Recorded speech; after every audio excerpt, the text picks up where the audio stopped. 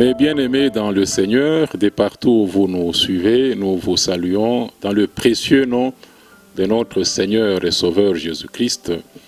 Et nous vous souhaitons une fois de plus la bienvenue à notre chère émission, à vous et moi, Retour à l'Évangile de la grâce, émission pendant laquelle, par la grâce de Dieu et sous l'onction du Saint-Esprit, nous sommes en train de partager, de dispenser les enseignements de Dieu relatifs, les enseignements relatifs à l'Église de Jésus-Christ, axés sur la nouvelle alliance. Donc, en tant qu'enseignant de la nouvelle de l'Église, notre doctrine est basée sur la Bible et complètement axée sur la nouvelle alliance. Et nous sommes en train de voir depuis plusieurs séances maintenant, je crois 5 séances maintenant, que nous échangeons avec vous sur les mauvaises conceptions qui sont dans l'Église actuellement autour des enseignements, les enseignements bibliques qui sont donnés à tort ou à travers, où les gens qui se sont levés pour enseigner se sont levés sans le message approprié à la période de l'Église. Des gens qui lisent la Bible au hasard, de la Genèse à Apocalypse, sans tenir compte des périodes, sans tenir compte des dispensations. Nous allons le voir au cours de ce message de ce soir encore, que l'Église, la période de l'Église, c'est quoi en fait? Cette période-là de l'Église. C'est ainsi qu'il y a même des pratiques qui sont faites dans l'Église aujourd'hui qui ne devraient pas être faites, qui ne sont pas destinées à l'Église. Et par la grâce de Dieu, il nous a suscité, nous, donc le Seigneur a fait à son corps, du moins aux membres de son corps qui sont en contact avec nous par les différents moyens par lesquels nous dispensons ces enseignements, afin d'illuminer une fois de plus les yeux de nos cœurs et qu'au travers de ces enseignements-là, que Dieu puisse encore créer, susciter ce réveil spirituel dans les esprits de ceux-là qui peuvent encore lui être obéissants pendant ces derniers temps, afin qu'ils puissent rentrer sur le droit chemin et afin de faire la joie de leur Père céleste. Que Dieu nous bénisse. Eh bien, notre passage vraiment de base se trouve toujours dans Hébreux 13, où Dieu nous exhorte, vous et moi aujourd'hui, bien que ce livre de l'épître aux Hébreux a été adressé aux chrétiens juifs qui avaient tendance à retourner à la loi de Moïse, qui avaient tendance à retourner au judaïsme, sous la pression de juifs qui étaient au milieu d'eux, de faux docteurs judaïsants, le problème auquel l'apôtre Paul même de son vivant a eu à faire. La plupart de ces épîtres qu'il écrivait, que ce soit aux Colossiens, que ce soit aux Galates, c'était pour avertir les chrétiens des nations, les chrétiens qui venaient des nations, de ce danger-là des juifs judaïsants, et qui se disaient, ces faux docteurs se levaient toujours pour aller troubler l'évangile, la simplicité de l'évangile, où cet évangile était prêché. Il se levait, Paul va, il prêche à Galates, bon, il se lève aussi devant Galates pour imposer aux chrétiens, bon ok, c'est bien les gars, vous avez cru en Christ, mais n'oubliez pas Moïse là, n'oubliez pas la loi de Moïse, n'oubliez pas les décalogues. Nous le verrons plus tard, vous pouvez en avant-goût prendre le chapitre là de Acte 15, c'est ce problème-là. Quand Paul va au concile de Jérusalem, où il a rencontré pour la première fois tous les autres apôtres là, à part Pierre et Jacques qu'il avait rencontrés 3 ans après sa conversion, 3 ans qu'il revenait de la Galatie, au concile de Jérusalem, 14 ans après sa conversion. Mais c'était ce débat-là. Les gens, Moïse là, ils n'ont jamais eu affaire à Moïse. Ils n'ont jamais eu affaire à la loi de Moïse. Mais les docteurs là, juifs, ils se lèvent, ils vont en Galates. Non, vous avez cru, c'est bien, il faut aussi appliquer la loi de Moïse. N'oubliez pas la circoncision.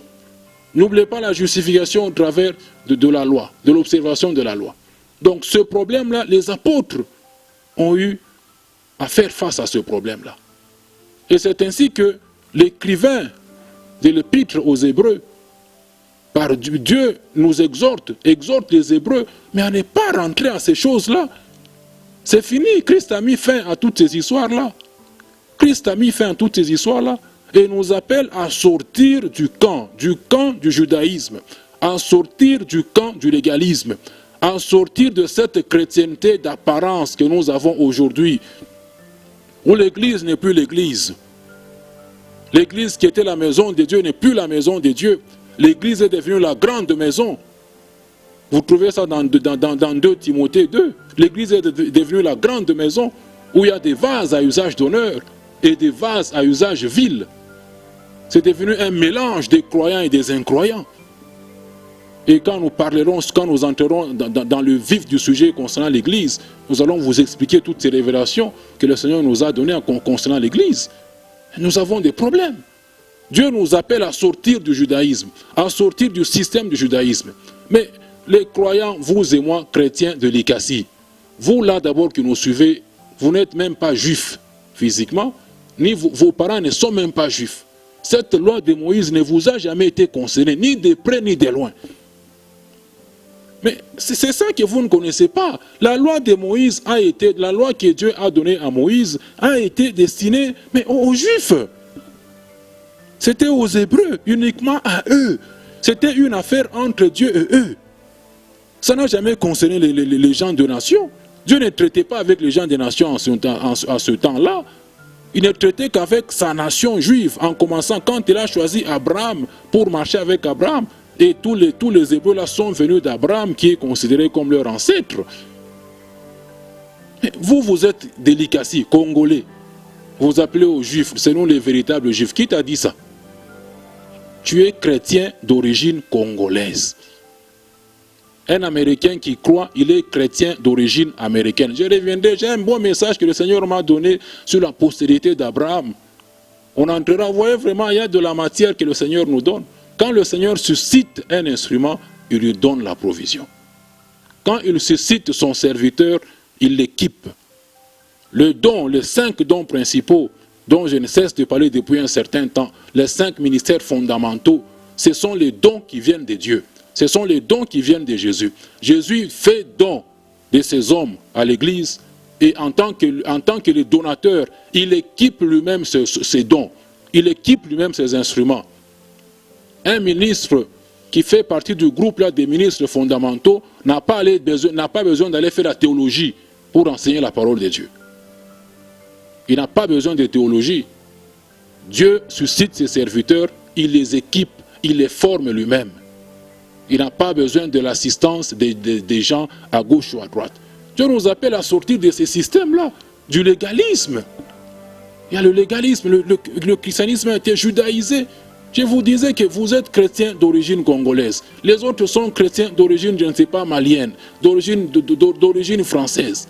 Mais vous prenez les histoires qui ne vous ont jamais été concernées, ni de près, ni de loin, vous les appliquez dans l'Église.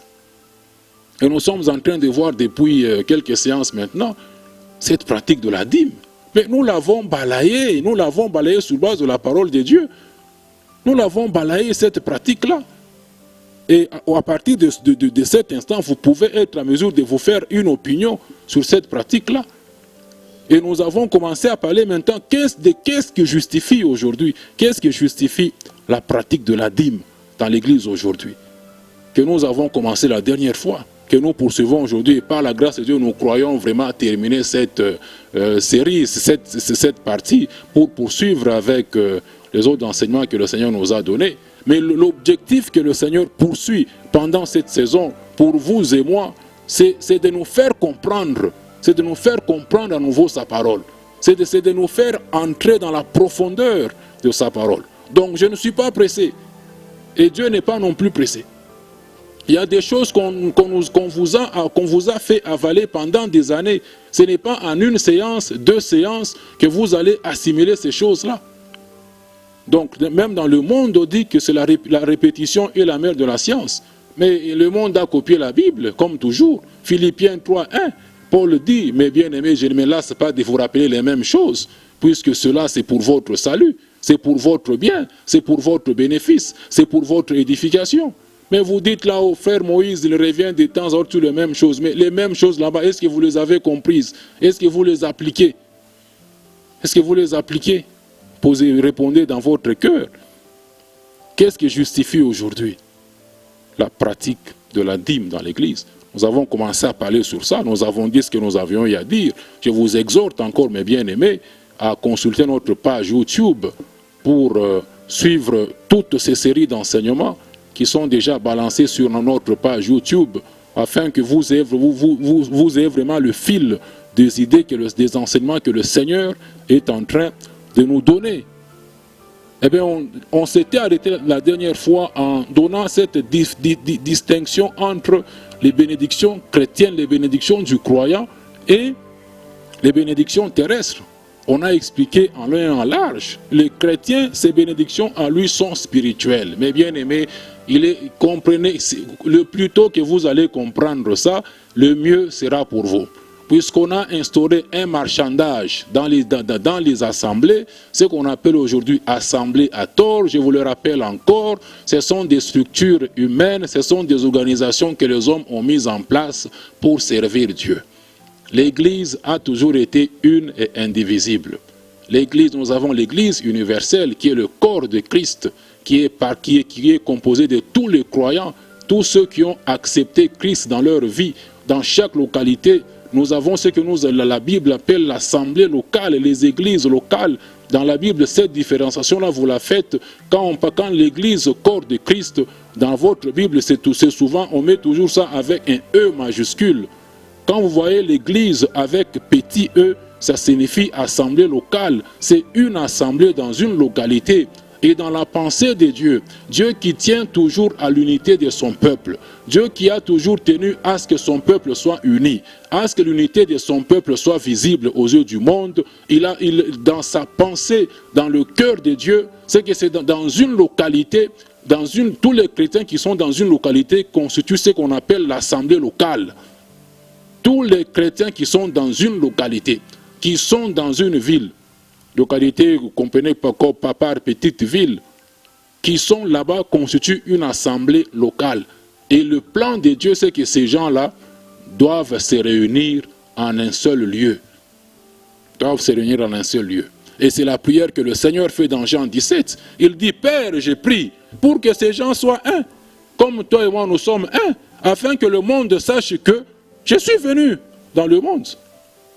Afin que les gens sachent que je suis venu dans le monde. Jésus a toujours tenu à l'unité de son Église. Pas ce que nous voyons aujourd'hui.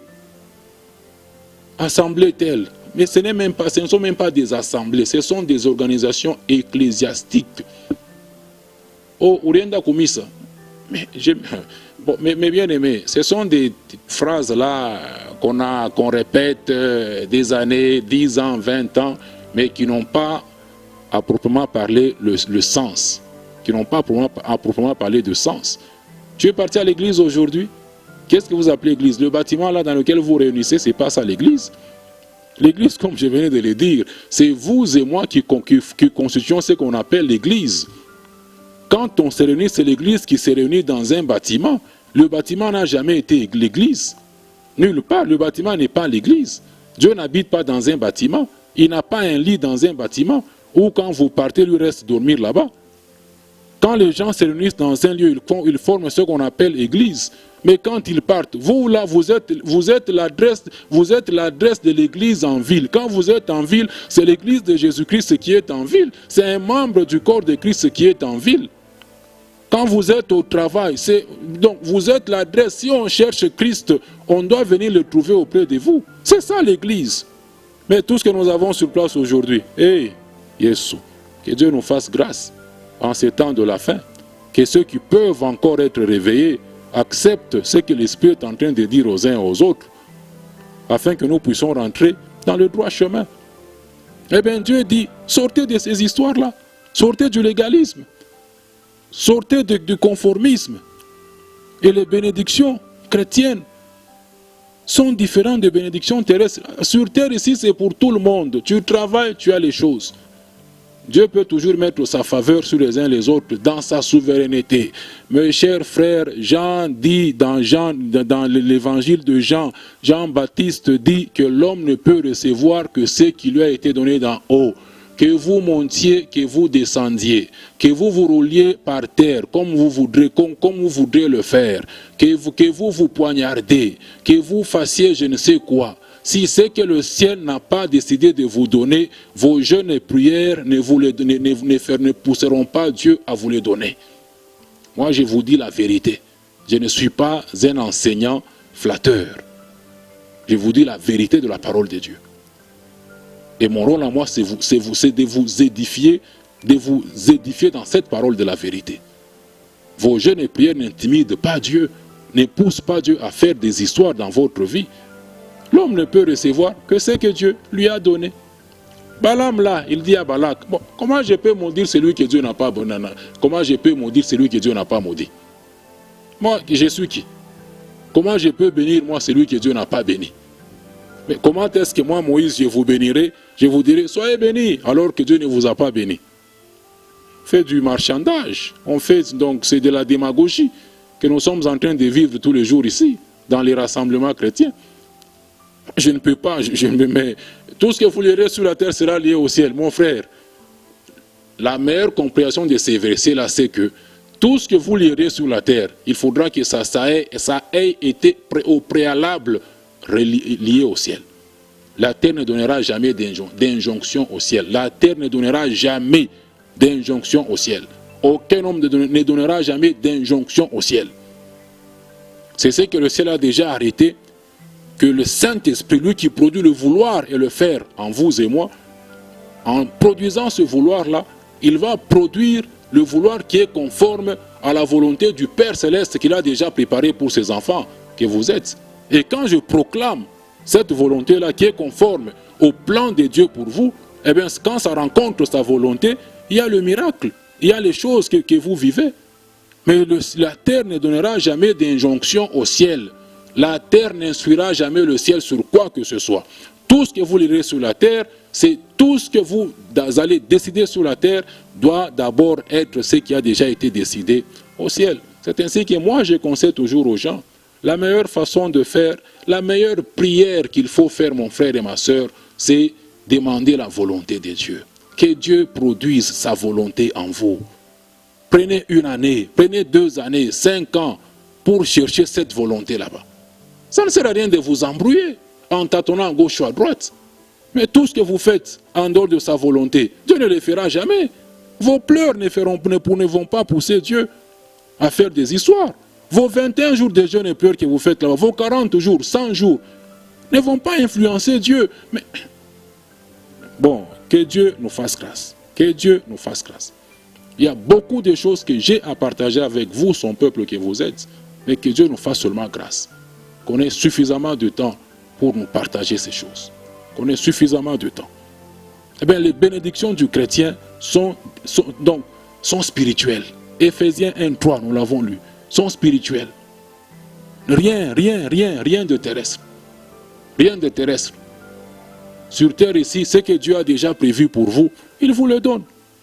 Éphésiens 2:10 là-bas, Dieu nous a créés en Christ pour de bonnes œuvres qu'il a déjà préparées longtemps d'avance pour que nous puissions les pratiquer. La vraie traduction dit pour que nous puissions marcher dans ces œuvres là-bas. Dieu a déjà tout préparé. Il est entré dans son repos, comme Hébreux 4 nous dit. Il a fini le travail, il est entré dans le repos, mais il a appelé les Juifs pour entrer dans son repos. Ils ont refusé par incrédulité. Aujourd'hui, les chrétiens aussi refusent d'entrer dans le repos de Dieu. Vous refusez d'entrer dans le repos que Christ a déjà préparé pour vous et moi. Vous voulez faire des activités. Vous voulez mériter des choses. Où est la grâce? Vous dites que c'est le temps de la grâce. Où est la grâce? Vous voulez mériter des choses devant Dieu. On ne mérite pas des choses. Venez, entrez dans le repos. Celui qui entre dans le repos de Dieu se repose de ses œuvres. Les gens ne veulent pas entrer dans le repos. Ils veulent prouver Dieu. Ils veulent faire des choses. Le repos de Dieu ne signifie pas inactivité. c'est que pendant que vous êtes en train de faire des activités, vous comptez, vous vous appuyez sur ce que Christ a déjà accompli pour vous. C'est ce que le repos de Dieu signifie. Vous n'avez pas confiance dans ce que vous êtes en train de faire, mais toute votre confiance est investie dans l'œuvre achevée de Christ pour vous. Puisque Dieu ne fera jamais quoi que ce soit pour vous que Christ n'a pas accompli. Dieu ne fera rien. 2 Corinthiens plutôt, 1:20, si je ne me trompe pas, dit que toutes les promesses de Dieu sont oui en Christ. Tout est oui, tout est oui. Il n'y a plus de promesses, je l'ai déjà dit, il n'y a plus de promesses dans la nouvelle alliance. Il n'y a que des faits, il n'y a que des choses accomplies. Quand je prie, je prends possession de ce que Christ a déjà accompli pour moi, eh bien je marche dans ça. Quand nous combattons même combat spirituel, là, ce n'est pas pour la victoire. Nous combattons dans la victoire. Ça signifie quoi? Devant un combat, je rappelle à l'ennemi, je rappelle aux démons, je rappelle à tous ceux qui me combattent que Christ les a déjà vaincus. J'ai la victoire sur vous par le sang de Jésus. C'est ça m'entrer dans le repos de Dieu. Mais au lieu de ça, on enseigne des techniques aux chrétiens. On enseigne des formules qu'il faut faire. Moi, je ne suis pas un enseignant des techniques. Je suis l'homme du Saint-Esprit. Je vous donne la parole de Dieu et je vous fais voir que ça ne dépend pas. Donc, il faut que le Saint-Esprit arrive à produire ces choses-là en vous. Je suis l'homme du Saint-Esprit. Je compte sur le Saint-Esprit. Ce n'est plus moi qui vis. C'est lui, le Saint-Esprit, qui vit en moi. En produisant le vouloir et le faire en moi. Donc, les choses de la terre là-bas, c'est pour tout le monde. Il n'y a pas de déclaration chrétienne ou païenne. Donc, on disait qu'on allait donner quelques cas pour voir quelques exemples des gens qui nous ont précédés sur cette terre. Comment est-ce que eux, ils ont vécu, ils ont servi le Seigneur dans le ministère sur cette terre. Comment est-ce qu'ils ont vécu en ce qui concerne les biens de la terre? Eh bien, prenons d'abord le cas de notre Seigneur lui-même, Jésus-Christ. Quand vous allez dans Luc chapitre 9, au verset 58 là-bas, dans l'échange que le Seigneur avait, il fait voir au gars là-bas que, mais tu dis que tu vas me suivre partout où j'irai, comme tu voudras. Mais est-ce que tu sais que les renards là, les renards là ont des tanières, donc les renards ont des endroits où ils peuvent passer nuit. Les oiseaux là, les animaux, ils ont des endroits où ils peuvent se reposer. Mais le Fils de l'homme n'a pas d'endroit où poser sa tête. Toujours dans ce chapitre 9 là-bas, j'ai découvert des histoires que Jésus venait d'envoyer ses disciples. Il les avait précédés pour qu'ils aillent dans un bourg, pour qu'ils aillent chercher un logement, pour qu'ils aillent préparer un logement pour eux. Mais arrivé dans ce bourg là-bas, mais on a refusé le logement au Seigneur. Vous vous imaginez, Jésus, on lui a refusé un logement. Yesu Mumbaji wa mbingu na dunia, créateur des cieux et la terre. Il envoie ses disciples dans une ville, une petite ville, pour que ses disciples lui cherchent un logement. Mais on refuse le logement au Seigneur. Lui, le Seigneur de gloire, créateur de toutes choses, des cieux et la terre. On lui a refusé. Mais lui-même, il n'avait pas de poches pleines d'or ni d'argent. Il devait dépendre pour ses besoins d'autres personnes. C'est ainsi que dans Luc 8, 3, on nous fait voir l'équipe qui soutenait le Seigneur avec leurs biens. Dans Luc, on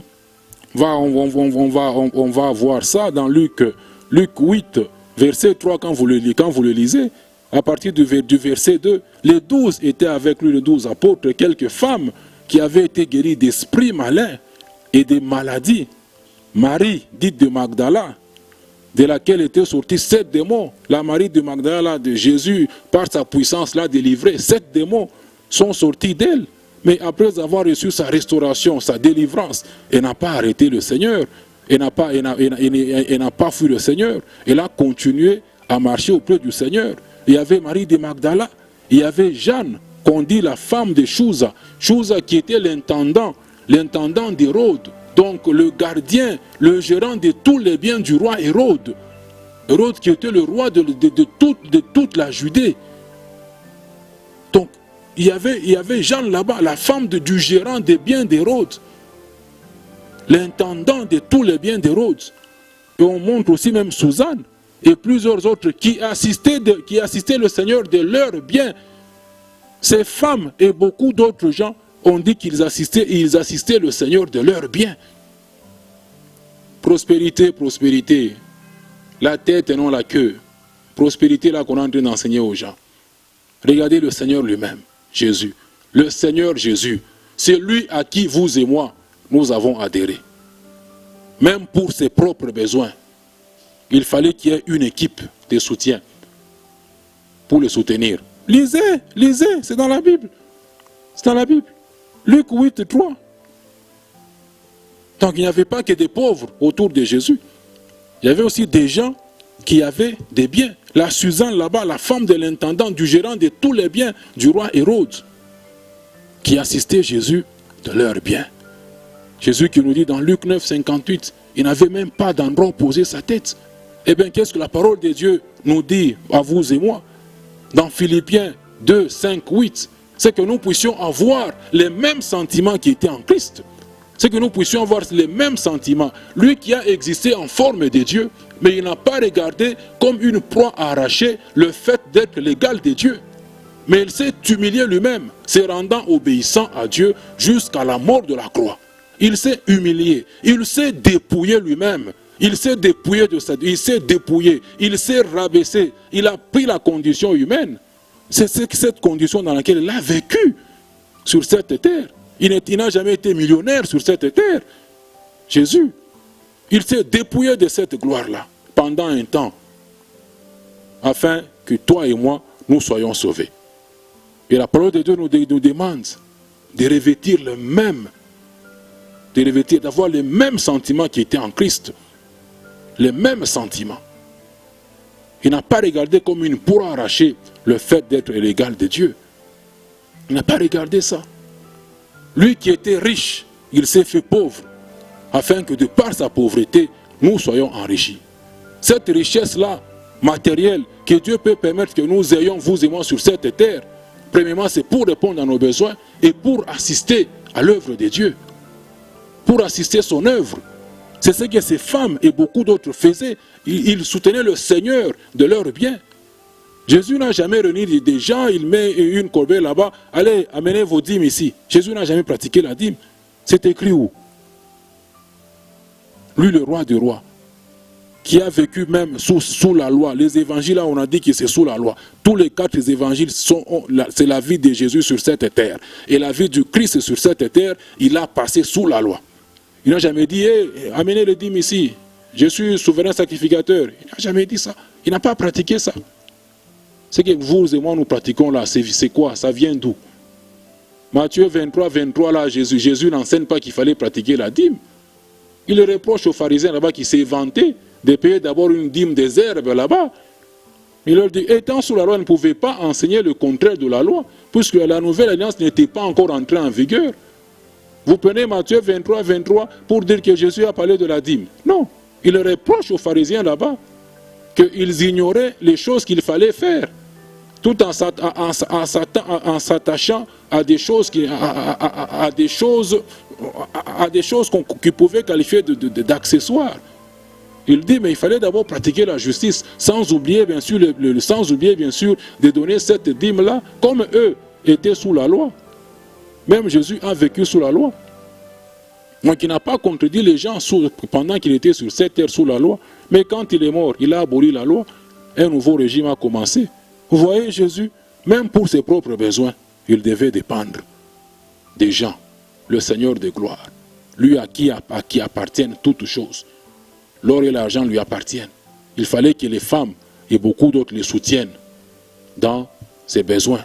Même les apôtres là. Voyons Acte 3, 6, dans le récit là, du paralytique du temple, qu'on mettait à la porte, la belle là. Mais quand le gars voit les apôtres entrant dans le temple, il les regarde pour leur demander l'aumône. Mais qu'est-ce que Pierre dit? Mais mon frère, ici là, comme tu nous vois là, nous n'avons ni or, ni argent. Il n'avait ni or, ni argent. Mais tout ce que nous avons, nous allons te les donner au nom de Jésus. Le gars demandait de l'or ou de l'argent. Mais les apôtres n'avaient pas ça. Donc si moi je me dis, s'ils avaient l'or ou l'argent, ils auraient donné carrément cet or et l'argent au gars, puisque c'est ça que le gars demandait. Le gars ne demandait pas la guérison. Mais regardez un peu la sagesse de Dieu. Il y a une très grande leçon dans ce récit, rien que dans ce verset. Donc je vais amener ça au niveau de ce que nous pouvons appeler aujourd'hui comme les ennemis, les gens qui appellent les autres comme les ennemis. Un ennemi, on ne le traite pas en fonction de ce que lui a fait contre vous. Vous ne pouvez pas traiter un ennemi selon ce qu'il vous a fait. Vous traitez l'ennemi selon le besoin que vous voyez que votre ennemi a. Vous le traitez selon le besoin que vous voyez qu'il a. Vous ne rendez pas le mal à vos ennemis. Vous n'envoyez pas le feu à vos ennemis. Mais le gars demandait l'aumône. Mais les apôtres, par le Saint-Esprit, ont ciblé le vrai problème que le gars avait. Et c'était un problème, il avait besoin de guérison. Il fallait qu'on les guérisse, puisqu'on te donne aumône. Ça faisait combien d'années qu'on les mettait devant le temple pour qu'ils reçoivent aumône. Mais au fur et à mesure qu'on continuait à lui donner aumône, mais il serait toujours dépendant.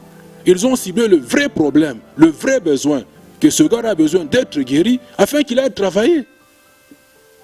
Qu'il aille chercher lui-même de quoi se nourrir et prendre soin des siens, de sa famille s'il l'avait bien sûr. Donc vous ne répondez pas à vos ennemis, vous ne vous vengez pas devant vos ennemis. En disant, oh le feu, quel feu? Quel feu? C'est ça les enseignements que le Seigneur nous a donnés. L'ennemi, on répond à l'ennemi selon le besoin de l'ennemi.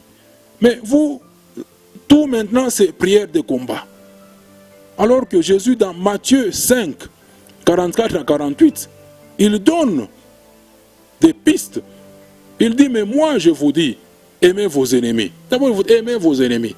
Les gens que vous appelez ennemis, aimez vos ennemis. Ce n'est pas un amour-sentiment, mes bien-aimés.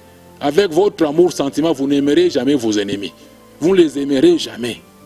C'est l'amour de Dieu. Cet amour, c'est le Saint-Esprit qui le répand dans nos cœurs. Romains 5, 5b nous dit que l'amour de Dieu est répandu dans nos cœurs par le Saint-Esprit. Le Saint-Esprit répand l'amour de Dieu. Avec votre amour-sentiment, vous n'aimerez jamais vos ennemis.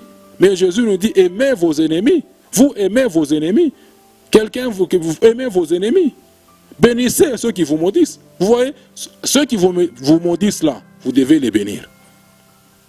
Et faites du bien à ceux qui vous haïssent. Priez pour ceux qui vous maltraitent et vous persécutent. Il y a au moins 4 réponses, 4 façons d'agir devant 4 situations différentes. Les ennemis, on les aime. Ceux qui vous maudissent, vous les bénissez. Ceux qui disent du mal de vous, c'est ça maudire, vous dites du bien les concernant. Quand on dit du mal sur vous là-bas, on ne vous demande pas de prier, d'envoyer le feu. Jésus vous demande de dire du bien en ce qui les concerne. Ça c'est la loi de l'amour. C'est la loi de l'amour que Jésus nous a amenée.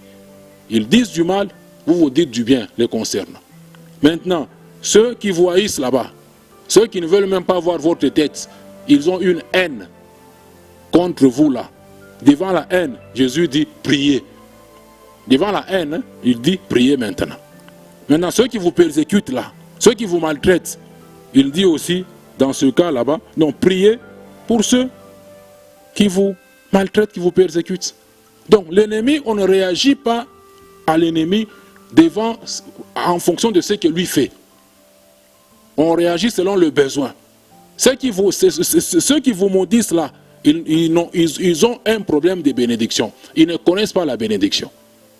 Et quand vous faites du bien à ceux qui vous font du mal, à ceux qui vous haïssent, quand vous priez pour ceux qui vous persécutent, la Bible déclare que vous êtes en train d'amasser comme des charbons de feu sur leur tête. Vous les mettez devant un fait accompli. Vous, tout là-bas, il faut prier. Le feu, quel feu? Quel feu? Vous envoyez le feu, c'est quel feu? Votre feu ou le feu de Dieu? Votre feu ou le feu de Dieu? Mais les apôtres là, dans Luc 9, quand on refuse à Jésus de lui donner le logement, mais ils disent au Seigneur, mais Seigneur, est-ce que tu ne peux pas permettre qu'on invoque le ciel là-bas et qu'on brûle ces gens? Mais le Seigneur les regarde, mais les gars, vous ne savez pas de quel esprit vous êtes animés. Vous êtes animés d'un esprit méchant. Il continue en disant, mais le Fils de l'homme n'est pas venu pour que les âmes se soient perdues. Il n'est pas venu pour brûler les gens, le Fils de l'homme. Il n'est pas venu pour condamner les gens. Il est venu pour sauver ceux qui étaient perdus. Votre feu ou le feu de Dieu. Vous croyez vraiment que Dieu, il est vraiment votre garçon de course, il va faire des choses qui ne sont pas conformes à sa volonté, mon frère? Non. Le feu, le feu, le feu, le feu. Des faux combats spirituels qui contredisent les enseignements du Seigneur Jésus.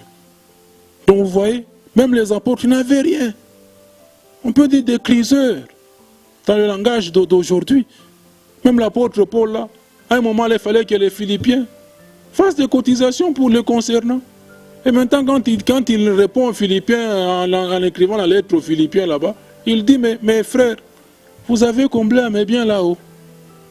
Vous savez, les choses là que vous m'avez envoyées m'ont permis de répondre à mes besoins.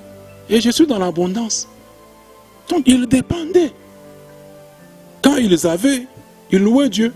C'est ainsi que Paul dit toujours chez les Philippiens que j'ai appris à être content de l'état dans lequel je me retrouve. J'ai appris à être dans la faim, j'ai appris à être dans l'abondance. J'ai appris à être dans le manquement.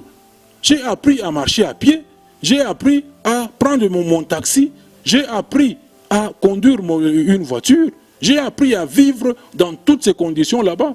Mais il a appris tout ça par Christ qui le fortifiait. Il dit, je puis tout par celui qui me fortifie. La vie chrétienne n'est pas un moyen de s'enrichir sur cette terre. C'est ce qu'il dit à Timothée.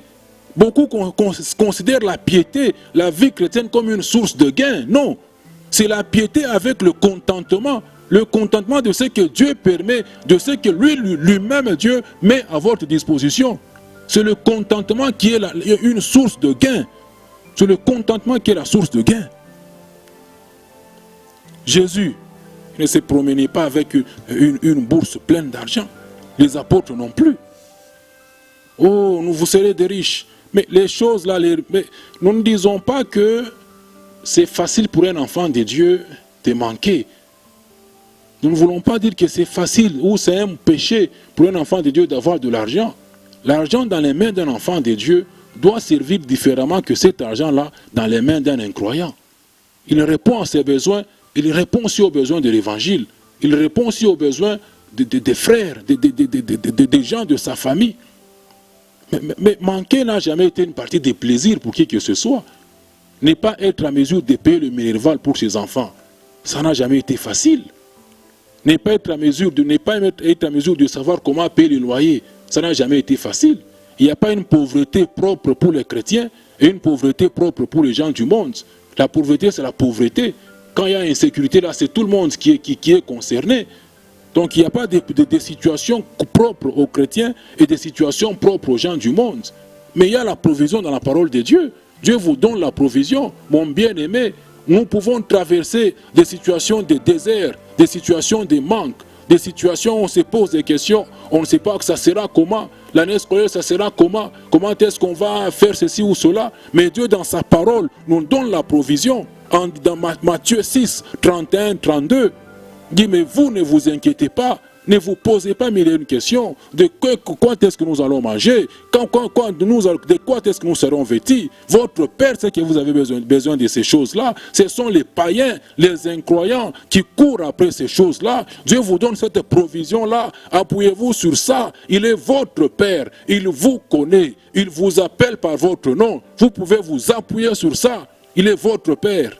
Et en tant que Père, c'est un Père responsable. Il sait pourvoir aux besoins de ses enfants. Dans Ésaïe 43, verset 2, il vous dit, quand vous marcherez, quand tu marcheras par les eaux, je serai avec toi. Les fleuves d'eau ne vont pas te submerger. Quand tu vas traverser le feu, la flamme de feu ne va pas t'embraser. Psaume 46, verset 1, vous dit que l'Éternel, il est le secours qui ne manque pas dans la détresse. Il est le secours toujours présent. Il est un abri contre la tempête. Il est un abri dans des situations de manque. Il est un abri dans la pauvreté. Il est un abri dans toutes les situations possibles que vous pouvez avoir par lesquels vous pouvez traverser. Vous pouvez compter sur cette provision qui a dans sa parole. Vous appuyez dessus, quelle que soit la situation par laquelle vous êtes en train de traverser. Et nous servons un Dieu fidèle, un Dieu qui n'a jamais abandonné ses enfants. Il dit quand une mère qui allait, est-ce qu'une mère qui allait son enfant l'abandonnerait? Il répond lui-même en disant que si même il arrivait que cette mère-là l'abandonnerait, mais moi, votre Dieu, je ne vous abandonnerai point, car vos vies, ta vie à toi mon frère, est gravée dans les mains de Dieu. Et toutes vos murailles à vous, vos vies, vos situations sont constamment élevées au-devant de ce grand Dieu que nous servons. C'est un Dieu omniscient. Il connaît toutes choses, il peut toutes choses, il peut vous visiter, quelle que soit la gravité de la situation que vous pouvez en train de traverser pendant ce temps. Que Dieu vous bénisse. Ce sont les provisions que Dieu a mises dans sa parole. En ce qui concerne les situations que nous pouvons être en train de traverser sur cette terre. Nous avons vu le cas, les exemples qu'on venait de donner. Maintenant, comment donner dans la nouvelle alliance? Comment donner dans la nouvelle alliance? Dans la nouvelle alliance, il faut donner d'une manière agréable à Dieu. Une manière agréable à Dieu. Et Dieu, dans le Nouveau Testament, mes frères et sœurs, dans la nouvelle alliance, Dieu ne vous a jamais dit qu'il agrée la dîme. Dieu n'a jamais dit à qui que ce soit qu'il a agréé la dîme de la nouvelle alliance. Dans la nouvelle alliance, nous sommes appelés à donner d'une manière agréable à Dieu. Hébreux 13, 16, ça nous dit que offrez, n'oubliez pas la bienfaisance, l'hospitalité, qui sont des sacrifices que Dieu agrée. Ce sont là les sacrifices que Dieu agrée, la bienfaisance, l'hospitalité, des sacrifices que Dieu agrée dans la nouvelle alliance. Il ne vous a jamais dit qu'il agrée la dîme dans la nouvelle alliance. Qui dit dîme, c'est une contrainte, c'est une contrainte. C'est une contrainte, Dieu n'est pas dans ça, il ne force pas les gens à faire des histoires. Eh bien, le problème, c'est parce que l'Église n'a pas su se concentrer dans le contexte propre à elle. Quand vous prenez la Bible, vous pensez que tout ce qu'il y a dans la Bible vous concerne. Non! Tout ce qu'il y a dans la Bible ne concerne pas l'Église. Dans la Bible, il y a des choses qui concernent les Juifs là-bas, le peuple terrestre de Dieu. Il y a des choses qui les concernent, qui ne sont concernées qu'aux Juifs et aux Juifs seuls. Il y a un programme dans cette Bible que Dieu a uniquement avec les Juifs. Mais même quand Jésus est venu là-bas, Jésus n'est pas venu pour les gens des nations. In the first place, Jésus n'était pas venu pour les gens des nations. Il est venu pour sauver. Quand il envoie les apôtres là-bas, les 12, dans Matthieu 10, quand il leur envoie en mission, qu'est-ce qu'il leur dit? Mais allez prêcher l'évangile à tous, à ceux qui sont perdus de la maison de David. Il leur interdit d'aller même chez les Samaritains. N'allez même pas chez les Samaritains. Allez rien que chez ceux-là qui sont perdus de la maison de David, les Israélites, les Juifs. Pas même chez les Samaritains. Mais il est venu pour sauver son peuple. C'est ainsi que eux là, ils lui demandaient toujours, mais Rabbi, mais quand est-ce que tu vas maintenant restaurer le royaume, notre royaume? Quand est-ce que nous allons occuper nos positions dans le royaume? Mais il était venu pour les Juifs. Jésus était venu pour les Juifs. Mais quand il est venu, les Juifs l'ont rejeté. Ils ne l'ont pas accepté. Bon, comme lui, il venait d'accomplir sa mission. Bon, comme on dit toujours en Swahili, mais il faut que vous couriez. Quelqu'un a préparé, il met le foufou sur la table. Venez manger. Mais il fallait toujours manger. Mais c'est ainsi que quand les Juifs ont refusé Jésus, ils ont refusé leur Messie, en allant jusqu'à les tuer, à la mort de la croix. Bon, Dieu s'est dit, bon, comme ces gens m'ont rejeté, bon, comme moi j'ai déjà accompli le plan de salut, bon, moi je ne peux pas échouer dans mon plan de salut. Comme ça là, bon, j'ouvre une parenthèse, j'ouvre une période, et cette période-là concerne maintenant toutes les nations du monde. Et c'est ça la période de l'Église. L'histoire des Juifs que Dieu a avec les Juifs, j'y reviendrai par la grâce de Dieu quand nous parlerons en profondeur sur l'Église. Cette histoire-là, quand vous allez dans la prophétie de Daniel, des 70 semaines, donc cette prophétie-là nous dit que jusqu'au Messie, 69 semaines se sont écoulées. Quand le Messie a été rejeté, crucifié, rentré au ciel, selon la prophétie de Daniel, c'était les 69 semaines qui ont été écoulées. Mais dans la 70e semaine, c'est celle que nous sommes en train d'attendre, que eux, les Juifs là-bas, sont en train qu'ils vont vivre pendant la tribulation. Mais de la 69e semaine à la 70e semaine, il y a cette parenthèse, il y a une parenthèse où Dieu ne traite plus avec le Juif terrestre.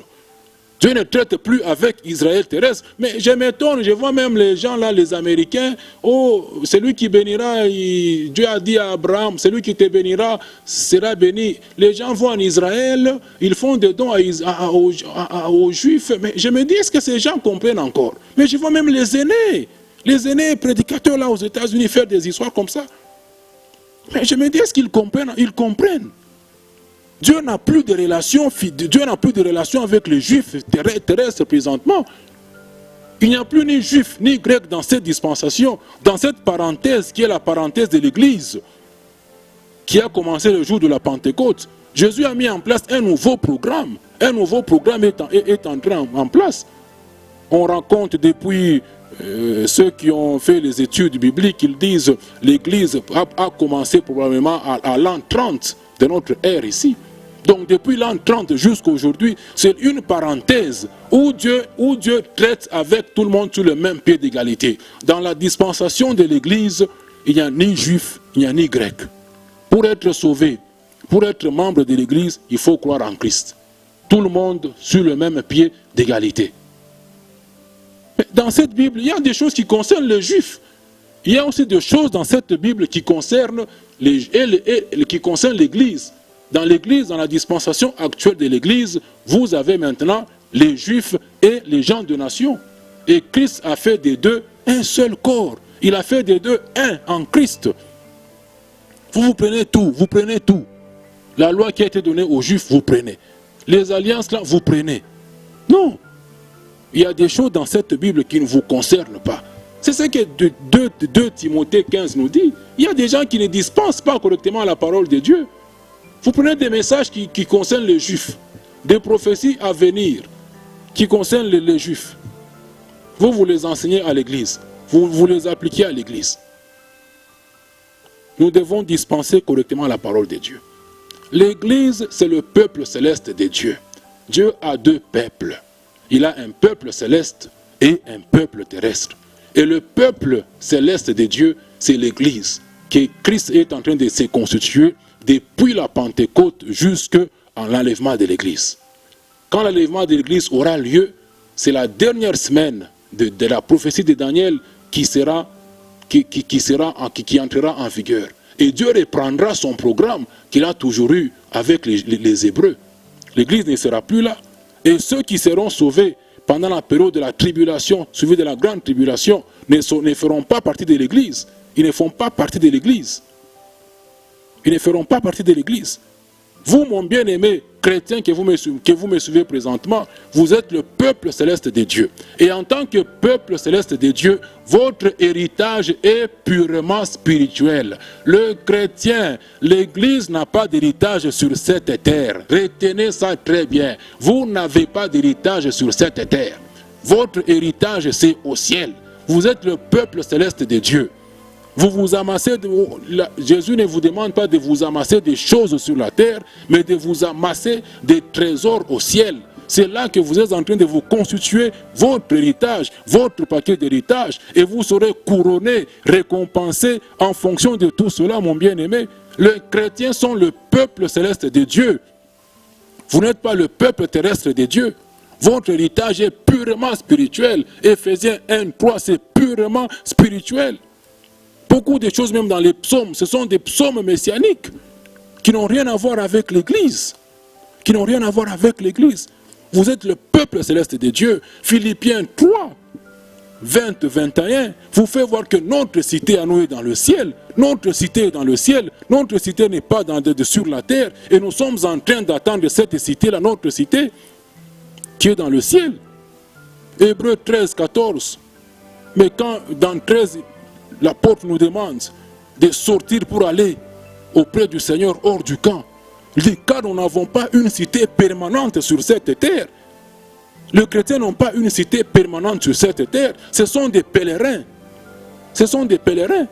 Vous avez déjà vu les étrangers construire des bâtiments dans notre pays ici. Tout ce que nous avons ici, Indiens, autres, vous les voyez construire des bâtiments dans notre pays. Ils viennent, ils travaillent, ils ont de l'argent, ils vont investir chez eux. Ça vient d'où cette intelligence-là? La nature vous enseigne, la nature nous enseigne toutes ces choses-là. Vous, en tant que chrétien, vous devez investir pour le ciel. Votre héritage est dans le ciel. Vous n'avez pas d'héritage sur cette terre. Vous n'avez pas de château à avoir sur cette terre. Jésus n'avait même pas de maison posée sa tête. Il n'avait pas d'argent sur lui. Il fallait dépendre, qui dépendait des gens. Un jour, quand on le suit, lui et Pierre pour payer l'impôt du temple, mais il lui fallait un miracle pour avoir cet argent là-bas. Il envoie Pierre là-bas pêcher un poisson. Et du poisson, ils ont tiré l'argent qu'il fallait pour payer l'impôt du temple. Il ne se promenait pas avec les poches pleines. Votre héritage, mon frère, ma soeur, est dans le ciel. Et vous devez investir pour vous accumuler des trésors dans le ciel. Vous devez vous investir dans le royaume en soutenant l'œuvre de Dieu, en soutenant les serviteurs de Dieu, les vrais serviteurs. Pas beaucoup de gens se sont improvisés dans le ministère. Ceux-là que Dieu a suscité, que le Saint-Esprit vous fait reconnaître parmi vous, vous devez les soutenir avec ce que Dieu met à votre disposition. Votre héritage est céleste. Vous n'avez pas d'héritage sur cette terre. Votre héritage est céleste. Et Jésus, quand il prie, dans Jean 17, vous pouvez commencer à partir du verset 15 au verset 24, mais il prie, quand il prie le Seigneur, le Père, il dit, j'ai prie pour que là où moi je suis, que ceux-là que tu m'as donné, qu'ils y soient aussi. Là où Jésus est, c'est où? C'est au ciel présentement. Il prie pour que nous puissions voir la gloire qu'il a toujours eu auprès du Père. Il nous demande que nous puissions être là où lui, il est. Et dans 1 Thessaloniciens 4, 17 et les suivants, l'apôtre, quand il parle, il explique l'enlèvement aux Thessaloniciens, il leur dit, mais nous serons toujours avec le Seigneur, nous serons toujours auprès de lui, nous serons toujours avec lui. L'enlèvement de l'église là-bas, l'église est enlevée, dans 1 Thessaloniciens 4, 17, nous dit que nous rencontrerons le Seigneur dans les airs. Ce n'est pas encore le ciel. Ce n'est pas encore le ciel, mon bien-aimé. L'enlèvement n'aura pas lieu au ciel. Nous sommes enlevés, nous rejoignons le Seigneur dans les airs. Nous faisons la fête là-bas, les noces de l'agneau, et nous serons récompensés en fonction du service que chacun aura rendu dans son corps sur cette terre. Pendant que nous sommes en train de célébrer là-bas, tout qu'on a Burudika, Mandala, qu'on a Pikakule Kumbingu, mais sur cette terre, ça sera la tribulation et la grande tribulation, la dernière semaine de Daniel. Mais quand la tribulation aura pris fin, nous allons descendre avec le roi de gloire, le Seigneur Jésus, pour régner maintenant sur terre. Et après le règne de 1000 ans là-bas, Satan sera délié pour quelque temps, une petite rébellion là-bas, et il sera anéanti par le souffle du feu qui sortira de la bouche du Seigneur. Nous allons passer au jugement du grand trône blanc, et après ça c'est l'éternité. Après l'éternité là-bas, on vous a dit que Jésus restera sur cette terre. Jésus ne restera pas sur cette terre. Je dois encore faire des recherches là-dessus. Quand ici il rentre au ciel, mais l'église rentrera au ciel avec Jésus. La Jérusalem céleste là-bas, et la nouvelle terre qui vont descendre sur la terre. Mais ça sera pour les juifs là-bas et les païens et les gens de nations qui seront sauvés pendant la tribulation. La Bible déclare que nous serons toujours auprès du Seigneur. Nous serons toujours avec lui. L'Église doit comprendre ça. Toute cette Bible ne vous concerne pas. Il y a des choses qui concernent les Juifs. Rien que les Juifs, il y a des choses qui concernent l'Église. Et dans les choses qui concernent l'Église, vous devez donner d'une manière qui est agréable au Père. Vous devez donner par amour. C'est l'amour qui doit motiver tous les dons, mon bien-aimé, que vous devez faire à votre Dieu. C'est l'amour. S'il n'y a pas d'amour, lisez dans 1 Corinthiens 13, même si j'ai donné tous mes biens, même si je brûlais pour quelqu'un d'autre, mais si ce n'est pas accompagné d'amour, c'est peine perdue. Ça ne vaut pas la peine d'être fait. Ça ne vaut pas la peine d'être fait. On a mis les gens dans un esclavage, une servitude, fausse menace de malédiction, fausse promesse de bénédiction. Il faut donner, vous allez recevoir, il faut donner les écluses des cieux. Mon frère, nous n'achetons pas les bénédictions. Nous n'achetons pas les bénédictions. nous serons récompensés au ciel. Nos récompenses, c'est au ciel. Nos récompenses, c'est au ciel. Ce n'est pas sur cette terre. Nos récompenses, c'est au ciel. L'amour doit motiver tout ce que nous faisons. Nous le faisons d'un amour désintéressé, inconditionnellement. Nous n'attendons rien en retour. Nous n'attendons rien en retour. Celui qui sème moissonnera. Oui, je ne refuse pas. Mais il moissonnera quand? Au ciel. Sur cette terre, vous vivez, vous recevez tout ce que le ciel a déjà préparé pour vous. Tout ce que le ciel a déjà préparé. Dieu, c'est un Dieu de destinée. Il n'est pas surpris par votre existence sur cette terre. Il vous a connu avant que vous ne soyez même une masse informe dans le sein de votre mère. Il a déjà préparé vos choses qui sont déjà là, bloquées en Christ. Maintenant, tout ce que vous faites ici entre dans le cadre du ministère, du service que vous rendez à votre Dieu. Vous serez récompensé au ciel. Mais si vous cherchez des couronnes sur terre, vous cherchez des récompenses sur terre, au ciel vous aurez quoi? Au tribunal de Christ là-bas, vous aurez quoi? Celui qui sème moissonnera. Oui, nous moissonnerons au ciel. Je vais continuer sur ça en vous donnant l'exemple de Luc. Dans Luc 14, ce que le Seigneur donne comme conseil à l'autre là qui avait organisé la fête. Bien aimé, nous avons beaucoup de choses à partager avec vous. Que Dieu vous aide à comprendre, que le Saint-Esprit travaille dans le cœur des uns et des autres. Nous avons besoin de revenir à l'authenticité du message chrétien, l'authenticité du message de la grâce. Nous ne méritons rien, tout est grâce. Dieu nous donne des choses par sa grâce. L'homme ne peut recevoir que ce que le ciel lui a donné. Votre dîme là-bas ne pousse pas Dieu à faire des choses pour vous. Ça ne pousse pas Dieu à faire des choses pour vous. L'argent que vous donnez, que vous pouvez donner même pour soutenir cette œuvre, mais ce n'est pas ça qui va pousser Dieu à faire des choses pour vous. Vous serez récompensé au ciel. Récompensé au ciel. Sur cette terre, vous vivez la destinée que Dieu a déjà préparée pour vous. C'est important que vous puissiez comprendre ça. Que les chrétiens soient affermis dans ça. Et moi, je vais vous dire ces choses ouvertement, sans tabou. Je vais vous le dire. Je vais vous le dire, c'est la parole de Dieu. Nous devons obéir à Dieu plutôt qu'aux hommes, plutôt qu'aux structures, au système que les gens ont mis en place. Dieu reste Dieu, et il doit reprendre sa place de rose, sa place de Dieu au milieu de son peuple. Que Dieu vous bénisse, restez bénis dans sa présence, dans le précieux nom de notre Seigneur et Sauveur Jésus-Christ. Amen.